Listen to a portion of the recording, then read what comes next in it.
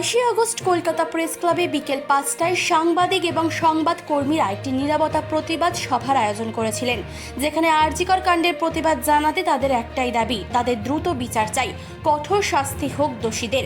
এই নীরবতা প্রতিবাদ মিছিলে বিশিষ্টজনেরা কে কি বক্তব্য রেখেছেন চলুন দেখে নেওয়া যাক।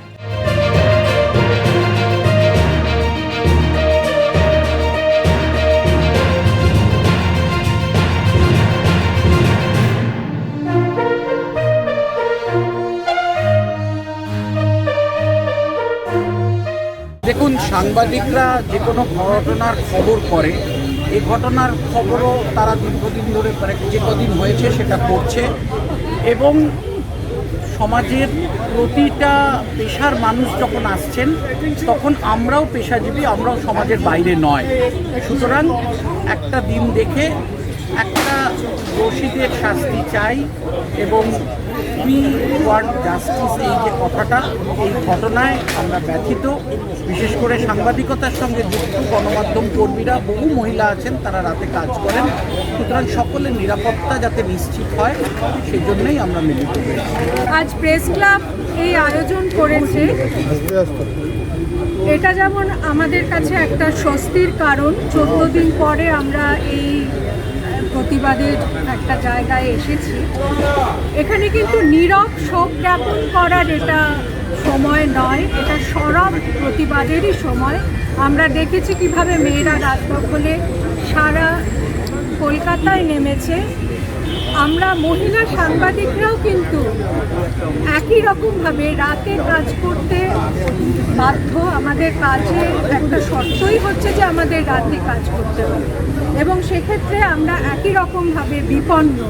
নানা ধরনের বিপদের মধ্যে, নানা ধরনের পরিকাঠামোর অসুবিধার মধ্যে যেমন সব মেয়েদের কাজ করতে হয়, সেরকম মহিলা সাংবাদিকদেরও কাজ করতে হয়। আরজিকরে যে ঘটনা ঘটেছে সেটা শুধু ট্র্যাজেডি নয়, সেটা একটা জঘন্য ঘটনা, ক্রাইম, একটা অপরাধ।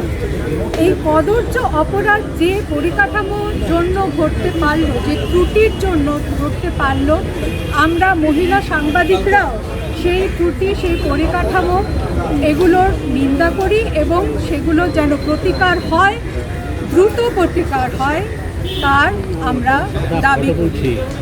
আমরা শুধু এই যে দোষী তাদের দ্রুত শাস্তি অবশ্যই প্রতিটি মেয়ে চাইছে, মহিলা সাংবাদিকরাও চাইছে, কিন্তু একই সঙ্গে আমরা চাই যে পরিস্থিতির জন্য অবাধে মহিলা কর্মীদের যে কোনো কর্মক্ষেত্রে তাদের ভায়োলেট করা যায়, তাদের অসম্মান করা যায়, বিপন্ন করা যায়, সেই পরিস্থিতিটার অবসান হোক। এটাই আমাদের আজকে বলার কথা। এটাই আমরা আশা করি যে প্রেস ক্লাবের কর্মকর্তারা, প্রেস ক্লাবের সমস্ত সদস্যরা এবং বিশেষ করে মহিলা সদস্যরা একযোগে বলবেন যে কোনো কর্মক্ষেত্রে মহিলা কর্মীদের কাজ নিরাপদ হোক, সম্মানের সঙ্গে যেন প্রত্যেকে কাজ করতে পারে। অনেকের আপত্তি থাকতে পারে, আমার মনে নেই এই আন্দোলনের ট্রিগার পয়েন্ট হচ্ছে সরকারের যেটা করণীয় ছিল, সরকার সেই কাজটা করে উঠছে এবং করেনি বলেও আজকে আমাদেরকে রাস্তায় নামতে হচ্ছে।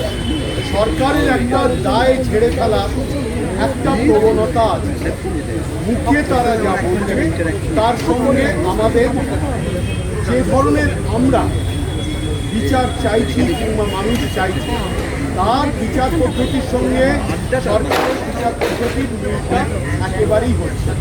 আজকে সুপ্রিম কোর্ট সেটা আবার নতুন করে বলেছে, বহু রকমের প্রবলেম উঠে আসছে, কিন্তু এই যে জাস্টিসটা আমরা চাইছি, এই জাস্টিসটা আমরা চাইলাম কেন? জাস্টিসটা চাইলাম একটাই কারণ, যে সরকার প্রশাসনকে একটু জানান দেওয়ার, কোনো বিরোধিতা করার জন্য যে আপনাদেরও একটা নৈতিক দায়িত্ব আছে, নাগরিকের সুরক্ষা প্রধানভাবে কোনো একটা প্রতিষ্ঠানে নারীর সুরক্ষা, এইটা যদি আপনি এনশিওর করেন তাহলে ভালো। সেই কারণে যদি কেউ মনে করে থাকেন যে আমরা শুধু বিরোধিতা করার জন্য এটা না, এটা কিন্তু ভুল। কাউকে কিছু বলা মানে বিরোধিতা করা, এটা একটা মিস ইন্টারপ্রিটেশন। আমরা এই জাস্টিসের জন্য লড়াই করছি এবং একটাই স্লোগান, এই আন্দোলনটা কোনো প্রশাসনই আগে দেখেনি যে পতাকা ছাড়া আন্দোলন হয়, সামাজিক আন্দোলন হয়, পতাকাতে ধুলো থাকে, ফুটো থাকে, পতাকাকে প্রশাসনের আক্রমণ করতে সুবিধা হয়, প্রত্যেকটা পতাকায় ধুলো। সুতরাং কিন্তু এই পতাকাটাতে কোনো ধুলো নেই, যার জন্য প্রশাসনকে এটাকে জাস্ট নজরে আনার জন্য আমরা ওই পতাকাটাকে এবং উই ওয়ান্ট জাস্টিস এই স্লোগানটাই আমরা ক্যারি। আমাদের হাতে মশাল আছে, মোমবাতি আছে, অন্য কিচ্ছু নেই, কোনো পতাকা নেই, কোনো অস্ত্র নেই। আমরা হাতে আমাদের কলম ছিল, সেই কলমটা আমরা বুক পকেটে আপাতত লাগিয়ে হাতে মশালটা নিয়ে, সেই মশাল দেখে যদি পথ চলে সরকার, সেটা সরকারের ভালো, তা না হলে সরকারের যা পরিণতি ফেস করার সরকার করবে, মানুষ তার বিচার। আপনারাই বললেন, আমিও তাদের সমস্ত কথা সমর্থন করছি, আর তার সঙ্গে প্রেস ক্লাব কর্মকর্তাদেরও আমি যথেষ্ট ধন্যবাদ জানাচ্ছি যে একটা সঞ্চারপূর্ণ আবহাওয়ার মধ্যেও আমাদের যে সাংবাদিকদের তারা প্রেস ক্লাবের উঠোনে এই প্রতিবাদটা করতে দিয়েছেন, তার জন্য অনেক ধন্যবাদ। এবং আজকের যে কারণে আমরা এখানে সমবেত করছি, আমাদের সাংবাদিকদের বিশেষত মহিলাদের ফ্রিলি কাজ করতে দিতে হবে। কিন্তু আমাদের সাংবাদিকদের মতো অন্য যে সমস্ত পেশা আছে সেসব পেশাতে যারা মহিলারা ওতপ্রোতভাবে জড়িত, সেসব পেশাতেও মেয়েদের কাজ করতে দিতে হবে, এটাই আমরা দাবি করছি। নিরাপদ এবং সম্মানের সঙ্গে কাজ করে। একজন ডাক্তার যেখানে তার কর্মস্থলে নিরাপদ নয়, এও যেমন দেখছি বিভিন্ন তার কর্মক্ষেত্রে মেয়েরা কিন্তু আজও নিরাপদ নয়, যতই আইন পাস হোক আর যতই নানান রকম প্রচেষ্টা হোক।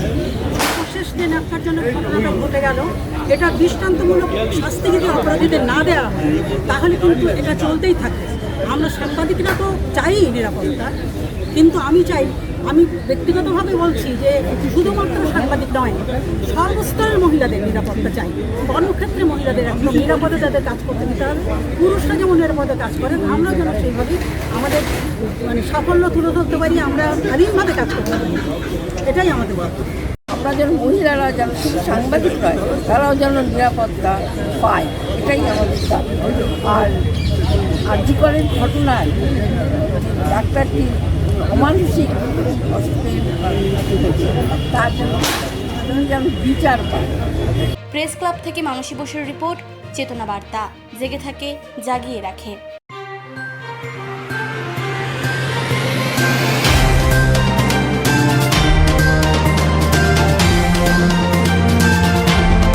চেতনা বার্তা, জেগে থাকে, জাগিয়ে রাখে।